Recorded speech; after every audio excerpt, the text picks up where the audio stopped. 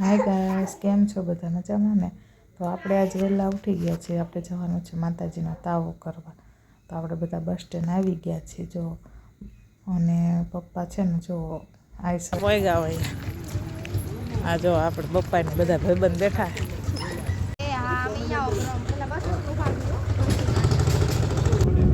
આ તો બધા ટાઈમના કરી ગયા છે. તો આપણે છે ને જે પહોંચી ગયા છે વસ્ત્રાદી માતાજીનો તાવો કરવાનો મેલડીના. પપ્પાને છે હવામાનના તાવાની બાધા હતી. તો આજે માતાજીનો હુકમ થઈ ગયો તો તાવો કરવા આપણે બધા આવી ગયા.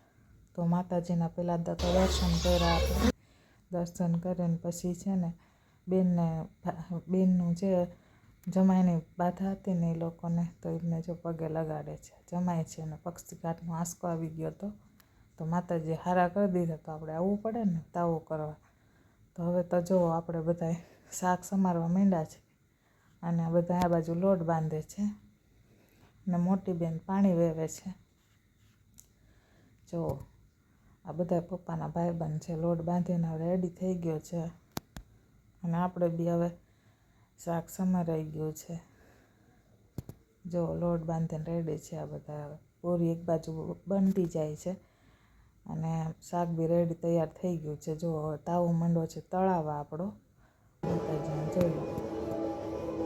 અને પછી લાસ્ટમાં આપણે માતાજીના દર્શન કરી અને હવે આપણે ઘરે જઈશું. અને પછી આપણે સુરતમાં તે રેડી થવાનું છે અને જવાનું છે સુરત.